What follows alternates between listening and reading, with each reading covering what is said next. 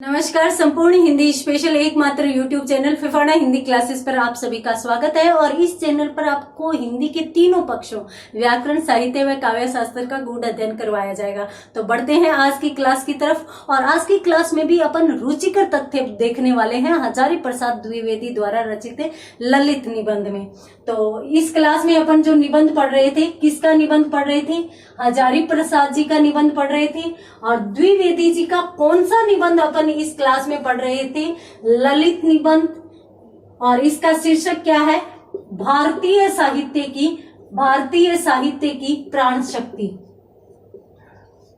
भारतीय साहित्य की प्राण शक्ति अपन निबंध पढ़ रहे थे। बहुत ही रुचिकर और बहुत ही अच्छा निबंध है। अनेक नए नए तथ्यों का ज्ञान अपने को इस निबंध में हो रहा है। आगे यदि अपन बात करें तो अपनों ने कल जो बात की थी, सामान्यतः पुत्र प्राप्ति की बात की थी कि किस किस प्रकार से अपने को साहित्य के विभिन्न पक्षों के बारे में जानने को मिलता है। तो यहाँ पर अपनों ने बात की थी 3 प्रकार के ऋणों की। तो वो ऋण है, उनसे उऋण होने के लिए यदि अपन बात करें तो सामान्यतः उस पूरे के पूरे विवरण का सारांश ये हो सकता है कि जो पुत्रोत्पादन है वो आवश्यक कर्तव्य है। यानी ऐसा नहीं है कि आप इस कर्तव्य से मुक्त हो सकते हैं, आपको ये चीज भी करनी पड़ेगी। उसके बाद यदि अपन और बातों की बात करें तो पुत्रोत्पादन किस ऋण से संबंधित था? पितृ ऋण से। और उसी प्रकार से यदि अपन देव ऋण की बात करें तो प्रकृति संरक्षण। तो प्रकृति जो संरक्षण है वो भी क्या है? अनिवार्य है। इस निष्कर्ष पर पहुंची। और उसके बाद जो ज्ञान है, गुरु ऋण या जो ऋषि ऋण था, उससे संबंधित अपन किस निष्कर्ष पर पहुंचे कि ज्ञान का संचय आवश्यक है। और संचय के साथ साथ इसको आगे भी लेकर जाना परम आवश्यक है। आगे बढ़ाना ये 3 है वो सामान्यतः अपन है वो निष्कर्ष निकाल सकते हैं कल के पूरे विवरण से। तो जल्दी से स्क्रीनशॉट लीजिए तीनों से संबंधित। और यहाँ पर मैंने आपको बताया था कि इसमें है वो जो विधवा महिला है या फिर ब्रह्मचारी पुरुष है, तो उनको इससे संबंधित छूट दी गई है। यदि आप मोक्ष की कल्पना करना चाहते हो, मोक्ष की प्राप्ति करना चाहते हो, तो आप अपने तीनों इन ऋणों से उऋण हो और उसके बाद ही आप मोक्ष की अर्जी लगा सकते हैं, मुक्ति की कामना कर सकते हैं। तो यहाँ पर अपनों ने ये चीज देखी। और उसके बाद अपन बढ़ते हैं आगे अगली चीजों की तरफ। यहाँ पर लेखक यूं कहता है कि देखिए, मनुष्य कहीं भी स्वतंत्र नहीं है, अर्थात उसे कर्म फल भी भोगने पड़ेंगे का मतलब आवश्यक है। दूसरी बात, उसे ऋण भी चुकाने पड़ेंगे। यानी इन दोनों चीजों से अपनों ने पहले कर्म फल से संबंधित विवरण देखा था, उसके बाद अपन ऋण चुकाने से संबंधित विवरण देख रहे हैं। तो ये जो कर्म फल भोगने से संबंधित है विवरण, ऋण चुकाने से संबंधित है, इन दोनों ही चीजों में मनुष्य स्वतंत्र नहीं है। मनुष्य को ये काम करने ही पड़ेंगे।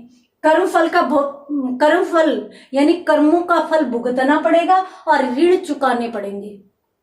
कहते हैं कि जब ये दोनों अपने को भुगतनी है, ये दोनों काम करनी है, तो कहते हैं कि हिंदू साहित्य इस आधार पर कहीं न कहीं निराशावादी हो जाता है, वो आशावादी नहीं रहता। ये हिंदू धर्म की एक असंगति या फिर अपन यूं कहे कि भारतीय साहित्य की असंगति या दोष माना जा सकता है। और ऊपरी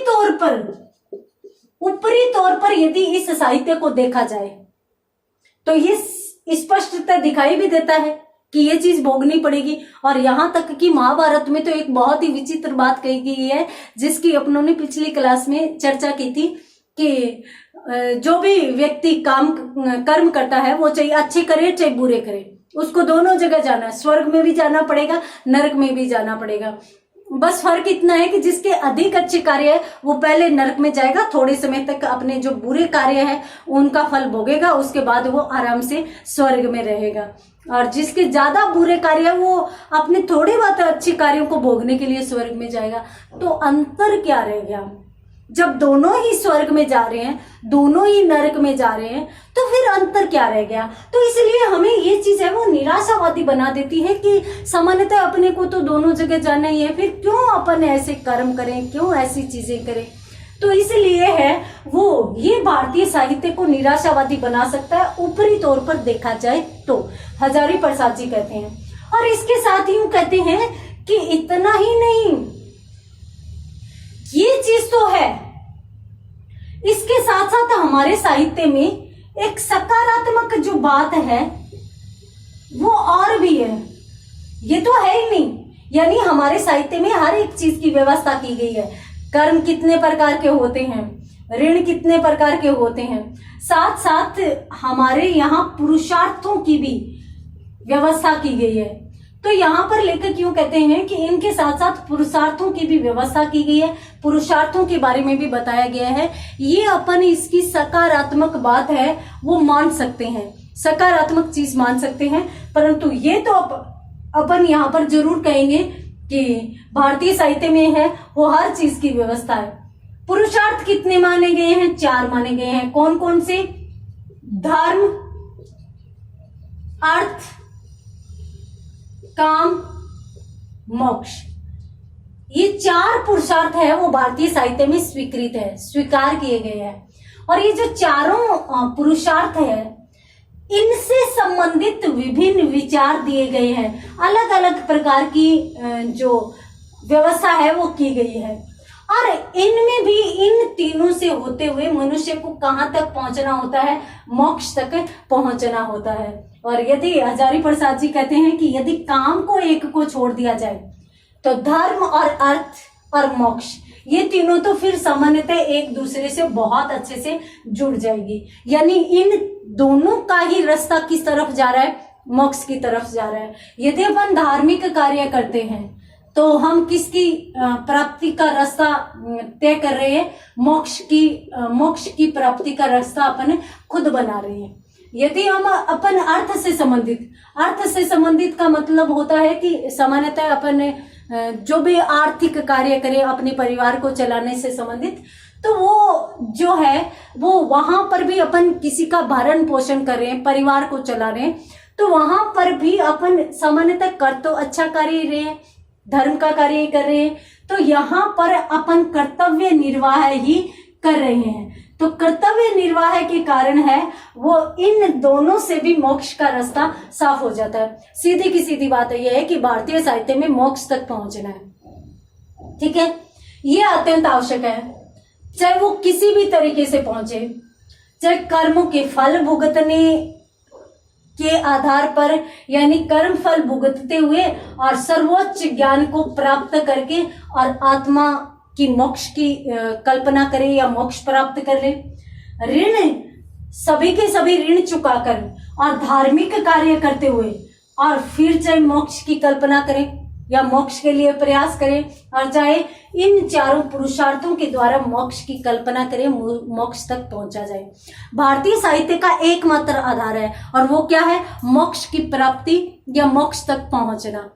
यहाँ पर कहते हैं कि इस आधार पर हमने वर्ग भी बना लिए हैं। वर्ग किस प्रकार से बना लिए हैं? यानी अपन यूं कहें कि जातियां भी बना ली है, जातियां निश्चित कर ली है। कौन कौन सी? ब्राह्मण, क्षत्रिय, वैश्य, शूद्र। और यहाँ पर कहा जाता है कि भारतीय साहित्य में ऐसी ऐसी व्यवस्थाएं की गई है, जैसे यदि अपन बात करें तो ब्राह्मण है तो ब्राह्मण को उच्च श्रेणी प्राप्त है, उच्च पद प्राप्त है। और यदि अपन वैश्य या शूद्र की बात करें तो जो क्षुद्र है उनको कौन सी है? उनको कौन सी श्रेणी में रखा जाता है? उनको निम्न श्रेणी में रखा जाता है। परंतु इन दोनों में कभी किसी प्रकार का विवाद नहीं होता। अब विवाद क्यों नहीं होता, किस प्रकार से नहीं होता, यदि अपन बात करें तो देखिए, जितनी भी चर्चा अपनों ने की उस सब में अपनों ने देखा कि कर्म का फल तो भुगतना ही पड़ेगा। तो जो निम्न श्रेणी का व्यक्ति है, जो निम्न जाति का व्यक्ति है, वो यूं मानता है कि मैं जो निम्न जाति में आया हूं, मैं मेरे कर्मों के फल के कारण आया हूं, या मैं मेरे कर्मों के प्रभाव के कारण आया हूं। इसका दोष वह स्वयं को देता है, उच्च वर्ग को नहीं देता। और ये स्थिति जो उच्च वर्ग है या ब्राह्मण है उनके साथ रहती है। जो उच्च श्रेणी का या उच्च वर्ग है, जो उच्च पद को प्राप्त है, वो भी ये मानते हैं कि हमने कहीं न कहीं कुछ अच्छे कर्म किए थे, तभी हमें इस प्रकार इस जन्म में इस व्यवस्था में आने का मौका मिला, अवसर मिला। तो जब दोनों के दोनों यानी उच्च वर्ग व निम्न वर्ग अपने आप को उसी कर्म फल का प्रभाव मानते हैं, वो ये मानते हैं कि हमने जो किए थे उसी का फल है, तो वो किसी अन्य पर दोष नहीं देंगे। जाहिर सी बात है, अन्य किसी को दोष नहीं देंगे, और अन्य किसी को दोष नहीं देंगे तो वहां पर विवाद है या विवाद की जो संभावना है वो प्रायः है समाप्त हो जाती है। तो इस प्रकार से जो उच्च वर्ग और जो निम्न वर्ग है उनसे संबंधित जो विभिन्न प्रकार की विचारधाराएं हैं उनमें भी लेखक ने विचार विमर्श किया है। और यदि आपने प्रेमचंद का साहित्य पढ़ा है, प्रेमचंद जी को पढ़ा है, तो प्रेमचंद जी ने गोदान लिखा है, उसमें भी जो किसान है उसकी जो बुरी दशा है और उस पर जो पूंजीपति वर्ग या जो सामंत वर्ग है, जमींदार वर्ग है, वो जो अत्याचार करता है वो उसको भी अपना भाग्य मानता है कि अपने भाग्य में है, इन्होंने बहुत अच्छे कर्म किए थे, और यहां तक कि वो ये भी मान लेता है कि ईश्वर यही चाहता है कि हम ऐसे रहें, तो ईश्वर की अवहेलना तो हम कर नहीं सकते। अर्थात यहां तक कि प्रेमचंद जी स्पष्ट लिख देते हैं कि जो उच्च वर्ग के लोग होते हैं उनको ईश्वर ही राज करने के लिए भेजता है, और हम लोग जो निम्न श्रेणी पर है हमें ईश्वर उनकी सेवा करने के लिए ही भेजता है। तो हमारा ये परम कर्तव्य बन जाता है कि हम उनकी सेवा करें, वो चाहे हमारे ऊपर अत्याचार करे, चाहे हमारे ऊपर दोष लगाए, किसी भी प्रकार का हमारे साथ व्यवहार करे, परंतु अपना कर्तव्य ये है। यानी उनका कर्तव्य है इसलिए वो दुर्व्यवहार करते हैं, और हमारा कर्तव्य है इसलिए हमें उनकी सेवा करनी है, हमें उनके प्रति अच्छा व्यवहार करना है। तो इस आधार पर भारतीय साहित्य में, अब आपको ये नहीं लगता कि भारतीय साहित्य है तो महान, यानी हमारे यहाँ ऐसी व्यवस्थाएं हो सकती। ये अलग बात है कि वर्तमान में इन चीजों को नहीं माना जाता। जो शिक्षित युवा पीढ़ी है वो इस चीज पर विश्वास नहीं करती, वो अत्याचार का विरोध करती है, और आज हम ये मानने लगे हैं कि अत्याचार सहना और करना दोनों के दोनों पाप है, दोनों की दोनों गलत है। तो इसलिए हम अत्याचार सहन भी नहीं कर पाते, अत्याचार का विरोध करना शुरू कर देते हैं।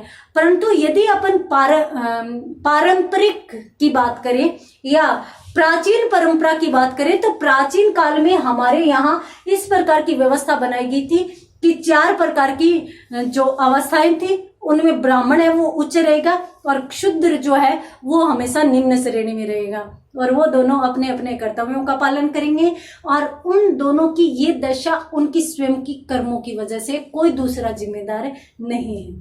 तो इस प्रकार से भारतीय साहित्य में कुछ नई चीजें देखी, कुछ और नई चीजें देखेंगे हजारी प्रसाद जी द्वारा बताई गई, परंतु अगली क्लास में। तब तक के लिए धन्यवाद।